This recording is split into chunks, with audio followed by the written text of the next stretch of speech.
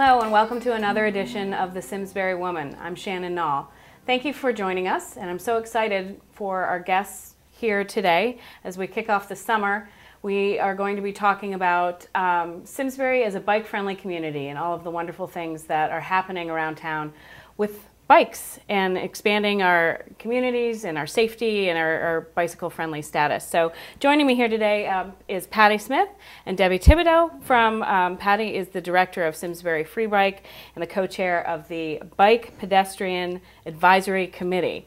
And Debbie is part of the Safe Routes to School committee here in Simsbury. Thank you both so much for joining us. I'm glad that you are both here. Thanks for having us. Welcome. So I want to start off just kind of recapping Bike Month in Simsbury.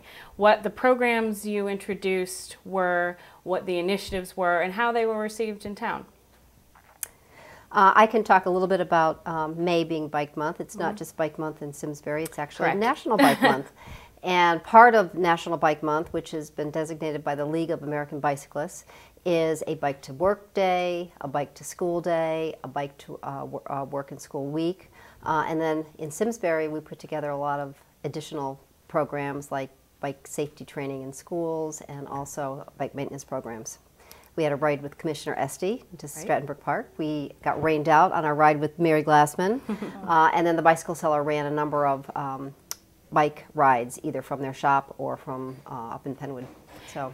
And why is it important, do you feel, on a national level to really celebrate bicycling and bike months as a designated time frame, within a designated time frame? Why do you think that is so important? What does that bring to the community? Well, I think anyone who has been on vacation out in Portland or Minneapolis or some of these other bike-friendly towns, they're realizing that young people really want to settle in communities where it's very walkable, very rideable. They don't have to get into their car all the time. And those numbers are pretty impressive in terms of what's happened across the country. And in Simsbury, we are very fortunate to have our lovely trail running through town. We have a very walkable downtown, and we have people that are really interested in changing some of their habits. So I think when we celebrate the bike in Simsbury, it's biking with friends, it's biking to commute to do some errands in town, it's biking to work. It's a whole host of bike activities, and we're so happy to have the school system this year actually run a pilot program for 3rd and 4th graders at 2 of our schools. So it was a very robust Bike Month in Simsbury. Good, very exciting. And I know my family participated in the activities at Latimer Lane with Debbie, and so maybe you can talk about that as well, what the initiatives look like in the fall and the spring, how they've evolved, what your goals are. Okay. This spring for Bike Month, Simsbury Schools rolled out bike safety education, and that was basically a program for 3rd and 4th graders. It was developed by one of our gym teachers, Tracy Cassane, and that program was to teach the students basic bike safety, so things like braking, signaling, riding single file, staying on the right. So very basic bike safety skills, but also how to wear a helmet properly and to ride a bike that fits properly, and also to learn bike etiquette so that they are out on the roads and they know what to do when they encounter a pedestrian if they're on the bike trail. So that was something that was brand new, and it was rolled out at Latimer Lane for 2 weeks, and then it went to Tooten Hills for 2 weeks. Great. And then the other thing that's been happening at Latimer Lane is that we have a Safe Routes to School program, and that started last fall. And Safe Routes is basically a national initiative. And the goal with Safe Routes is to improve conditions around a school so that more kids can safely bike or walk to school. And in the fall, we held a Walk Bike to School Day on National Walk to School Day, which is in October. And then in May, we held a Bike Walk to School Day on National Bike to School Day. And both of those events were designed to allow any child in this school to bike or walk to school, either from their own neighborhood or from a designated location where we had set up chaperones. Right. And we had a huge response. You did. We had 50% participation last fall in the rain for our Walk to School Day, and we had, again, 50% participation this spring with, again, somewhat marginal weather. And Latimer Lane is a community where only about 10% of the students are designated walkers by the district standards. And so having 50% of the school participate is, you know, tells us that the community is interested. It does, and I think it's enticing from a community building perspective to be able to have that opportunity to get to know your neighbors and your classmates or your teachers or whomever within a school district by participating in something a little bit different. You know, we personally don't live within that distance to school, so it was unique for us to be able to participate with others who do and meet different people. And so from a community building perspective, I thought it was a really successful event. So congratulations to you on that, and those initiatives moving forward I think will be equally well received. So let's talk a little bit about summer. Summer's here. People are getting outdoors. We have some wonderful opportunities in town for people to take advantage of our bike paths. Let's talk about Free Bike. Well, Free Bike is now 3 years old. We've just started our third season. We started out with 6 bikes at Andy's Supermarket 3 years ago. We now are in 5 towns. We have over 50 bikes out there in about, I want to say 13 locations. Wonderful. So our primary locations remain Fitzgerald's and the Miniature Golf Course in Unionville because they're right on the river trail. But we have had people from all over the world. And we love the fact that when people from town have guests coming to town, or maybe they have kids coming back from college, it's just a great way for them to go out and entertain people and show them Simsbury from the seat of a bicycle. Right. Well, and this is, again, from this community building perspective, this is a unique opportunity for people to take a different vantage point of Simsbury's offerings by being able to be on the paths, but also, you know, the downtown and our restaurants and our beautiful scenery. There's just so many different ways that this is good for our town. So what has your feedback been from? Well, we hear from a lot of people, particularly a lot of the businesses in town, because without the businesses, the program would not be nearly as robust as it is. Ensign Bickford was a big underwriter for this year. The Simsbury Inn is one of our locations, and Jan Losey from the Simsbury Inn just raves about the program, and she loves being able to offer it to guests coming to town. And even people in Simsbury, if you have guests coming and they're not staying at your home, the Simsbury Inn is a great place because they can borrow bikes and you can meet them on the trail, meet them in town for. So it's been great. Right. And behind all of these initiatives, it's very important to point out that there are many, many volunteers working to make this happen. Can you tell me about what your volunteer base is like and how you'd like to get the community more involved in participating in your activities? Well, Simsbury Free Bike, we, Larry Lanonis and I pretty much manage the operation, but we have a host of people that go out and take care of our distribution centers, make sure that the tires have air in them, make sure all the brakes are up to date, tires are nice and fresh. We have a couple of mechanics that are absolutely fabulous. They're mechanics by trade and have been in the bike industry for a long time. They come into our shop, which is behind the old Andy's Supermarket, work on bikes every Monday night from 6 to 8, and we encourage anybody that wants to help us. We could always use another set of hands. There's lots of work to be done to keep the bike safe and to keep those relationships with our businesses robust. Great. And volunteers, it's all about volunteers because we're an all-volunteer army. Yes. Well, and as we were talking about earlier, that many of the wonderful things that happen in Simsbury are volunteer armies, so we couldn't do it without our volunteers. And you have a Facebook page as well? We do. It's facebook.com/Simsbury Free Bike. We would love to have you like our page because it isn't just about free bikes. It's about anything biking in Simsbury and the Valley. It could be bike etiquette. It could be a ride that's coming up. It could be just news about new legislation. It's all kinds of bike and ped related topics. Some of it's on the funny side, some of it's a little bit heavier, but it's all things, all bike and ped. Okay. And how have you seen Free Bike grow? You've mentioned now you have 13 locations, but how has that happened? Well, I think the fact that the trail goes through Simsbury, we've wrapped our program around the trail. We have 80 miles that goes from Westfield, Mass. Down to New Haven in Yale. We also have that lovely 26-mile loop that goes through Unionville, goes through 5 or 6 towns. So taking all those businesses that are on the trail, we've had no one say no to us.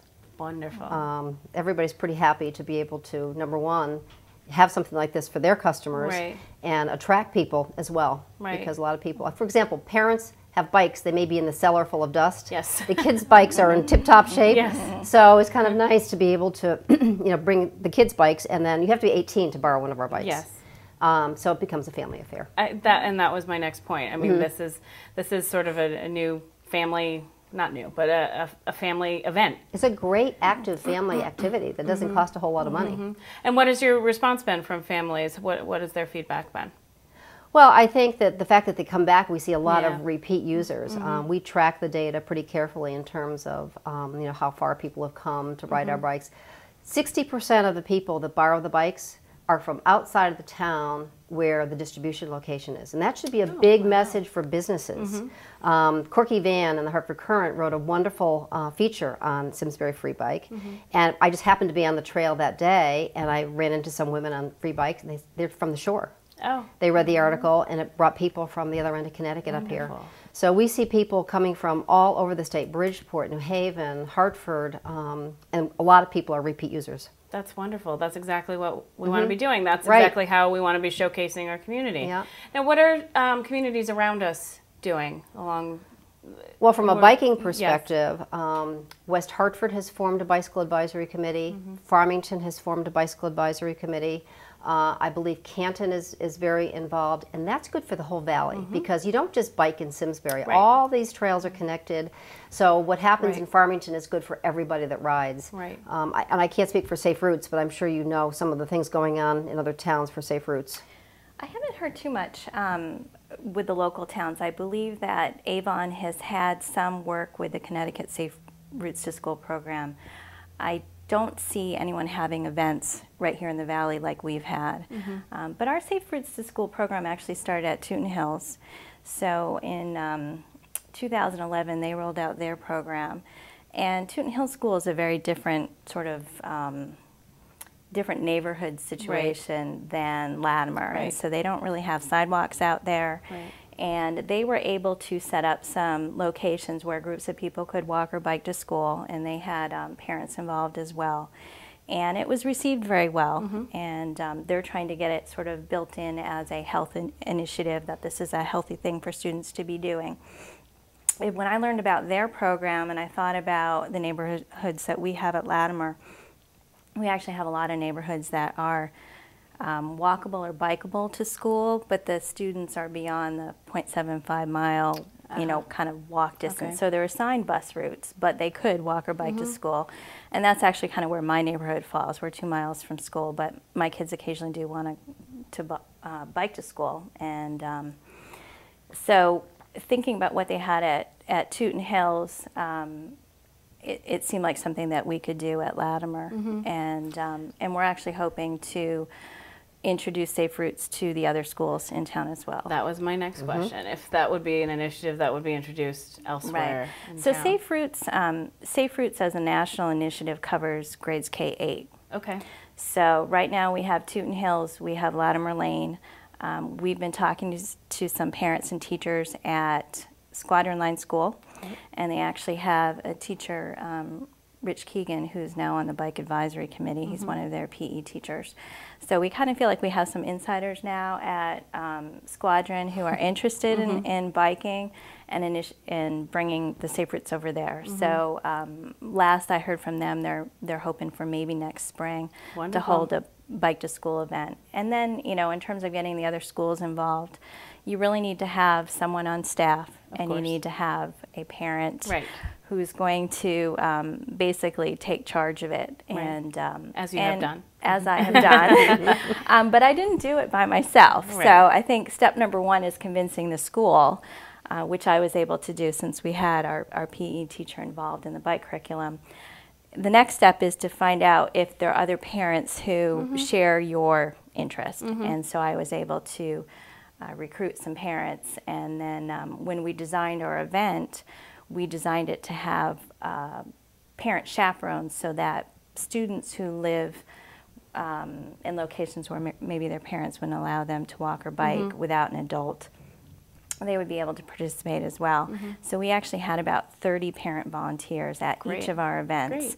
and they were absolutely critical to the success of it. So, you know, Safe Routes is really something that requires, again, volunteers, so parent volunteers. From the inside out. Exactly. You mentioned, and both of you actually mentioned, safety and learning about the rules of the road, so to speak. And I've had a number of conversations, as I'm sure that you have, about what the rules are. What do they mean? What are we supposed to be doing with drivers and walkers and bikers? So if you could give me the, you know, Bike Safety 101 for our viewers. You can split it up. Okay. You can. Well, first of all, there is a Bike Safety 101 that from time to time we run at the library. Okay, great. And we probably will do it again next year it's for adults or for kids, and they're talking about it in schools now, and hopefully that program expands. But there is a Bike Safety 101, and it talks about the rules of the road. The bottom line is bikers and motorists, same roads, same rules, same responsibilities. When you're on your bike and not walking your bike, you are a vehicle. Okay. So whatever rules there are for that vehicle, you have to abide by the same laws for your bike. A lot of discussion has come up over the last couple of years, both online and in different circles, about those bikers that are in the road. Yes. Why are they in my lane? Yes. And if you look down on Iron Horse Boulevard, it was repaved last year, and they did an absolutely fabulous job. But what they did is they narrowed the car lane and they widened the 2 lanes on each side so that we now have a dedicated bike lane. And the reason they did that was, number one, to slow traffic on Iron Horse, because there's a lot of activity of a children's playground. We have the meadows. We have lots of walkers. Yes. Now, on the trail that is right next to that road, you have strollers, you have toddlers on bikes, you have walkers, you have senior citizens. So in order to prevent any mishaps, they created that bike lane, and you can kind of, if you're a biker, you can zip off the trail, head down the bike lane, and there's a curb cut at the other end. You can zip back on so that you don't have to slow down for all those walkers and strollers. Good. So they belong in that lane. The bikers belong there. Sharing the Road is a big campaign by the state and nationally. And when they say share the road, what they mean is give bikers 3 feet. It's the 3-foot rule. It's a law in Connecticut. Okay. 3 feet may not seem like a lot, but when you're on a bike and you have a car flying by at 40 miles an hour, I'm sure. 3 feet isn't a whole lot. Right. I'm sure that feels very close. It's not a lot. And we always joke about the shoulder and how the shoulder is probably the worst place to be on a bike because you have potholes, you have storm drains, you have glass, you have people parked on that road, and if they open their door, we call it getting doored. It's not something that you want to happen or to have happens to someone else. So you really want to just use sort of common sense and courtesy. I think it comes down to courtesy. Cars are bigger than bikes, and bikes are bigger than people. It's kind of the pecking order. Absolutely. So if someone is on a bike near you, just give them a little room, slow down a little bit. And on the bike path? On the bike path, keep right. Both pedestrians and bikers keep right. If you're coming up on someone, the courteous thing to do is to either ring a bell or say on your left. And most people will say thank you. And there are people that, some older people, maybe a little trouble hearing, say it with gusto. So that, because they could be engaged in conversation. Sometimes people have earphones on. Right. So I would, be proud when you're passing. Now, from another safety perspective, we've got some helmets up here. You have some reflective gear. Yep. Can you talk about this equipment? Yep, a sure. little bit? Well, Deb and I we're always out there, and we the first thing we always say is be seen. And I know they'll say, "Oh, it's the trail; it's safe." Well, the trail has dappled light. There's a canopy of trees. There are some blind corners. There are people not paying attention. So if you wear either the bright orange or the bright yellow or green, believe me, peripherally, people pick you up. They see that you're coming. Also, this is actually kind of an interesting helmet cover. I picked it up at one of the local bike. If I can turn it on here.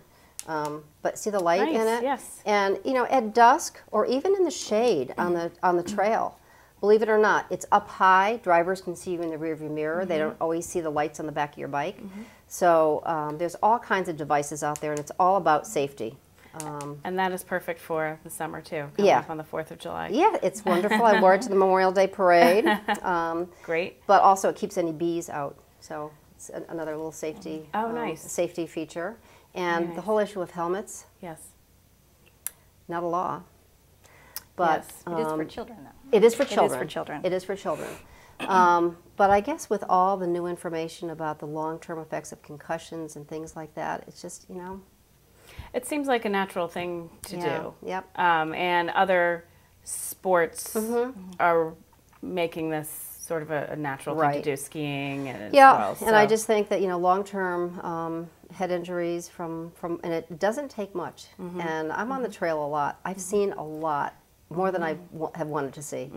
And very often I'll see people and the kids have the helmet, which is great, Right. and the parents don't. I'm thinking, Right. who's going to take care of these kids? Right. It's for Right. everybody, and like I said, it doesn't take much. Yes, I'm sure. It doesn't take much. And they're very inexpensive. I mean, you can spend over $100 on them, but you can also spend, you know, $10 to $12. I mean, these are the free bike. They're fine. Yeah. And you have some reflective tape. Is that This actually, band? one of the things that a lot of towns are pushing is bike commuting. If you live in town and you work in town, in the summer months, try bike commuting. Sometimes you have to wear not the spandex, and people wear spandex because you don't want loose parts getting into your Right. chain. But this is actually something you just put around your leg, and it keeps your pants from getting caught in your chain. Oh, great. It's Good also idea. a reflector at night. These blinkies are also the back of your helmet, back of your bike, and again, up high is key because that way people can see you coming around corners. Right. A couple of things that I want to emphasize with children. Number one, they need to be wearing their helmet properly, and so Very important, yep. we will see families where mom or dad may or may not have helmet, child may have helmet, but it's not strapped, or the straps are so loose that the helmet can shift, and therefore it's really not providing the safety that Right. it should be. It's not doing what its job. Exactly. And there are lots of websites, you know, if you don't know how to fit a helmet properly, go on the web and you'll find diagrams that will explain exactly how to do it, or you could stop in a local bike shop, or if you see any of us on the trail, we could help you as well. Another device that I really like as a parent is a mirror. And I have a mirror that comes out of the side of my handlebar. And I like that because I can ride behind my children on the rail trail, for example, and I can see when Patty or other Right. faster bikers are coming up behind me and yell to my children that somebody's coming, to make sure that they are all the way on the right and that they're, you know, that they're paying attention and staying on the right. Children are idea. not as steady, Right. and they're not as predictable as an adult, and Right. so you know, just that heads up really helps. The other reason why I like the mirror is because I spend a lot of time riding on the trail, but I do ride on the road. I need to ride on the road to get to the trail, and I can see traffic coming from behind me, and that provides a lot of comfort, security. You know, you hear a big truck coming, and you can kind of look and see, you know, are they where they're supposed to be? And I think that has allowed me to ride on some of the busier roads that I probably would not have ridden on. I don't like to ride on busy roads, but you're more comfortable. But I'm more comfortable with it. So, you know, in terms of the safety with kids, whenever I'm biking with my children, they probably hate it. But, you know, I give the narration of defensive biking, basically. So my children are in 3rd grade and 6th grade. We do bike a lot. My 3rd grader now has taken the safety course at school. But just riding on the rail trail, you have to, for example, over by Ensign Bickford, there's a lot of driveways or road crossings, teaching them that they always need to be looking behind their left shoulder to make sure there isn't a car that's going to be turning right in front of them, telling them that, you know, they need to stop at intersections. Even if the car is supposed to stop, they want to be careful and defensive, and make sure that car is stopping before they assume and go in front of it. Well, in turn, you're raising a whole new generation of safe bikers and bike advocates. So that's important too, because as bike-friendly communities grow, this will be something that will be a continuing initiative. So I think it's a really important. Well, biking is a lifelong activity. Absolutely. And we can see that when we're out on the trail and we see the families with the young children, we see the adults, Right. the racer types. Right. We see a lot of senior citizens on bikes. So these children that are learning the skills now will carry those skills with them Right. in their cycling lives, however that turns out to be. They're also going to be taking those skills with them as drivers. So Absolutely. as they learn what the proper relationship is between driver and cyclist, Right. they're going to be more aware as Right. a driver. Right. Well, I want to thank both of you for being here today. I think this was a good discussion, a timely discussion for the summer, and thank you for all of your work on making Simsbury the wonderful bike community that it is. I hope that everyone checks out Simsbury Free Bike and takes advantage of the opportunities that it offers here in town and around in our surrounding communities.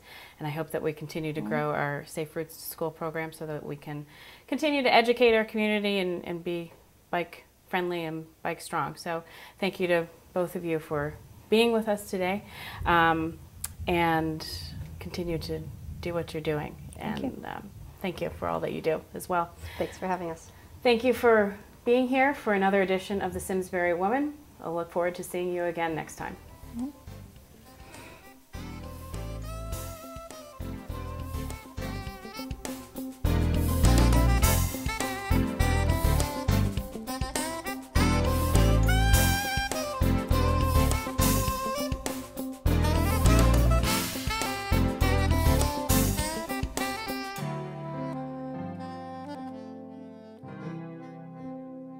Funding for Simsbury Community Television is provided in part by contributions from viewers like you. Thank you.